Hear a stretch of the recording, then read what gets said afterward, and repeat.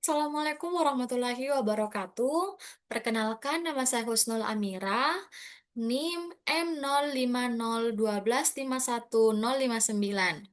Nah, di sini saya akan menjelaskan tentang tugas responsi yang dimana membahas tentang autokorelasi spasial. Nah, sebelumnya di sini adalah hasil HTML yang saya kerjakan, yang dimana oke, yang pertama yaitu di sini. Yang pertama itu autokorelasi temporal. Nah, apa sih itu autokorelasi temporal? Temporal, jadi dari dalam autokorelasi temporal ini membuat data runtun yang dimana eh, apa data runtun atau bisa disebut time series. Nah, sintaks ini ditambahkan noise 1 sampai 200. Jadi dari sini itu chipsetnya itu kita menggunakan 0 ya. Nah, dan di sini kita menggunakan noise-nya itu 1 sampai 20. Nah, terus kayak A dan B-nya ini itu maksudnya ini tuh membuat pola hubungan antar antara apa ya? Kayak nilai waktu ke T dengan ke minus nilai waktu ke minus T kurang satu. Seperti itu. Dan mendapatkan hasilnya itu plotnya seperti ini. Oke, terus ACFD-nya itu seperti ini. Apa sih itu ACF? Jadi, ACF itu maksudnya itu eh, autocorrelation function. Nah, autocorrelation function yang digunakan untuk melihat korelasi data dengan lag tertentu. Nah, seperti itu. Selanjutnya, kita masuk ke autokorelasi spasial pada lattice prosesnya, ya, yang dimana kita menggunakan library-nya itu ada SP, SF, SPDEP, dan TMAP. Nah, di sini untuk datanya itu sendiri seperti ini, yaitu kita menggunakan dari data apa namanya data GitHub. Nah, yang di dalam data GitHub ini memuat data spasial objek S1-nya. Oke, di sini itu selanjutnya yaitu ini temap modenya. Nah, mendapatkan hasil seperti ini. Dapatkan hasil seperti ini. Jadi sebenarnya itu sebelumnya itu kan sintaksnya error ya. Mengapa sih error? Nah, jadi teridentifikasi error itu terdapat error itu karena package tmap-nya itu sudah menggunakan sistem simple feature SF, sedangkan datanya itu yang digunakan itu masih bertipe spatial polygon data frame dengan package SP. Nah, Nah, pada TMAP V4 itu, objek spasialnya itu harus memiliki kolom geometri seperti pada SF. Dan SP itu tidak memiliki kolom tersebut. Oleh karena itu, jadi error seperti di atas karena tidak memiliki kolom geometri. Oleh karena itu, di sini saya perbaiki menggunakan library SF dan memperbaiki sintaks-sintaks ini dan mendapatkan hasil seperti ini. Oke, selanjutnya kita untuk menentukan ketetanggaannya. Di menentukan ketetanggaannya itu yang pertama kita lakukan adalah membuat matriks ketetanggaan. Nah, di membuat matriks ketetanggaan ini, kita dapatkan dari summary-nya itu bahwa jumlah wilayahnya itu ada 16. Total hubungan ketetanggaannya itu ada 66. Rata-rata ketetanggaannya itu 4,125. Wilayah paling sedikit tetangga yaitu 11 dan 15. Dan wilayah yang paling banyak tetangganya itu adalah 1, 3, 7, 8.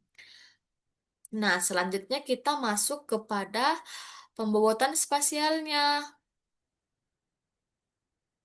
Nah, ini adalah pembuatan spasialnya. Ini tuh kita menggunakan 0,25, 0,25, 0,25 itu sampai 1.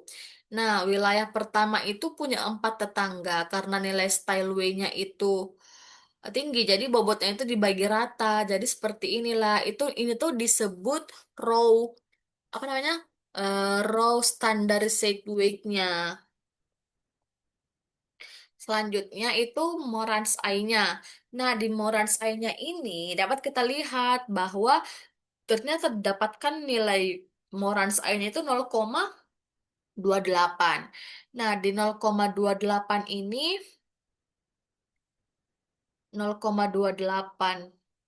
Nah, jadi 0,28 ini itu maksudnya karena nilainya itu lebih dari 0, maka autokorelasi spasial positifnya itu, maka nilainya itu masuk dalam autokorelasi spasial positif, seperti itu. Nah, selanjutnya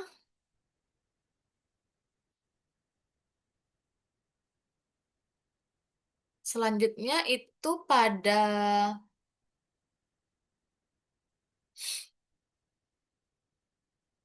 Selanjutnya itu untuk Morantesnya ini, Morantes yang uji signifikansinya itu didapatkan bahwa Morans A itu 0,28, expected-nya itu minus 0,66, dan p-value-nya itu kan 0,01 ya. Nah, jadi dapat disimpulkan bahwa terdapat autokorelasi spasial positif yang signifikan pada variabel income-nya. Seperti itu, dan dapat kita lihat bahwa di Morans scatter plotnya ini menunjukkan hubungan antara nilai pendapatan suatu wilayah dengan rata-rata pendapatan wilayah tetangga dari scatter plot di atas ini naik, maka terdapat autokorelasi yang positif. Nah, dari hal tersebut berarti wilayah dengan pendapatan tinggi ini cenderung dikelilingi oleh wilayah dengan pendapatan tinggi juga. Itu dapat itu untuk hasil interpretasinya. Selanjutnya itu lokal Morans AI-nya. Nah, di lokal Morans AI-nya itu didapatkan seperti ini hasilnya. Jadi di sini itu penjelasannya ini kan awalnya itu sintaksnya juga error ya. Awalnya itu sintaksnya error. Terus hasil sintaksnya ini error dikarenakan kolom geometrinya itu tidak ditemukan pada dataset digunakan. Oleh karena itu, disebabkan oleh perubahan struktur objek suatu data spasial itu menjadi data apa namanya? Ada perubahan struktur objek dari data spasial menjadi data frame, sehingga informasi mengenai geometri wilayah ini hilang dan petanya itu tidak ditemukan. Oleh karena itu, kita mengganti sintaksnya dan mendapatkan hasil seperti ini. Nah, didapatkanlah itu. Nah, setelah itu eh, kita lihatlah peta peta Local Indicator of Spatial Association-nya atau sering disebut LISA. Di sini itu diperoleh perhitungan lokal Morans AI-nya itu setiap wilayah diklasifikasikan ke dalam kategori yaitu high high, low low, high low, low high. Nah, berdasarkan deviasi nilai income terhadap rata-rata serta nilai Morans lokalnya. Nah, sedangkan di wilayah nilai p-value-nya itu kan lebih besar dari 0,05. Di sini kita tuh menetapkan bahwa nilai signifikannya itu di 0,05 ya. Nah, dikategorikan sebagai tidak signifikan. Nah, kategori high high, low low itu menunjukkan adanya cluster. Cluster dengan wilayah karakteristik yang serupa. Mm. Nah, sementara high low low high ini menunjukkan spatial outliernya. Sehingga peta di atas itu jadi petanya ini itu menggambarkan pola autokorelasi spasial lokal pada variabel pendapatannya. Oke, pada autokorelasi spasial pada geostatistical prosesnya itu, kita menggunakan library seperti ini. Beda seperti yang tadi itu kan menggunakan library SF, SP, TMAP, dan lain-lain. Nah, untuk pada geostatistical prosesnya itu seperti ini, yaitu raster, color ramp, vegan. Oke, yang pertama kita dulu membuat data spasial buatannya. Yang di mana itu di dalamnya ada PCNM-nya. Nah, hasilnya itu seperti ini. Untuk gambarnya itu seperti ini. Nah, nah, jadi warna merah, kuning, hijau, merah hingga kuning ini itu menunjukkan nilai yang relatif tinggi. Nah, sedangkan,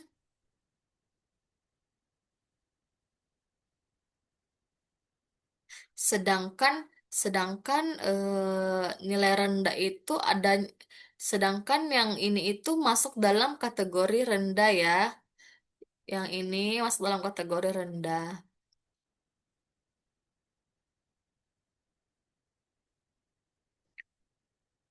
Nah, warna merah hingga kuning ini menunjukkan relatif tinggi, sedangkan biru itu menunjukkan nilai yang relatif rendah. Sehingga terlihat jelas dari gambar tersebut adanya pola pengelompokan yang tidak acak. Nah, pola ini itu menunjukkan bahwa sel dengan nilai tinggi itu, nilai tinggi yang itu cenderung berdekatan dengan nilai berdekatan dengan sel berdekatan dengan nilai tinggi, dan sel yang bernilai rendah itu pasti berdekatan juga dengan sel yang bernilai rendah. Nah, dari situlah mengidentifikasi bahwa adanya autokorelasi spasial pada data yang dihasilkan. Seperti itu.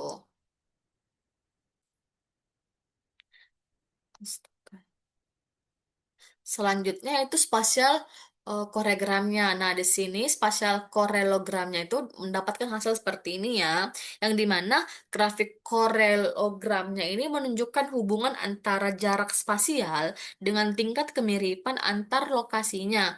Pada jarak yang sangat jauh itu korelasinya itu mendekati nol, sehingga hubungan antara lokal semakin lemah. Nah, secara umum itu grafik ini menunjukkan bahwa pengaruh spasial paling kuat terjadi pada lokasi yang berdekatan dan melemah seiring bertambahnya jarak. Nah, selanjutnya ini untuk spasial koreogram berbasis Morans AI-nya. Didapatkan ini. Nah, pada di atas ini pada leg satunya ini hingga leg 4 Morans AI-nya positif dan signifikan, yang berarti terdapat autokorelasi positif pada tetangga terdekatnya. Nah, pada leg menengahnya ini antara enam hingga 10 ini itu menjadi negatif, yang menunjukkan polanya ini kontras pada jarak tersebut. Nah, pada leg yang lebih tinggi itu nilai moransanya itu kembali meningkat dengan mendekati nol. Ini tuh sudah mulai meningkat mendekati nol atau positif, yang menunjukkan bahwa pengaruh spasial itu mulai melemah. Nah, jadi secara keseluruhan itu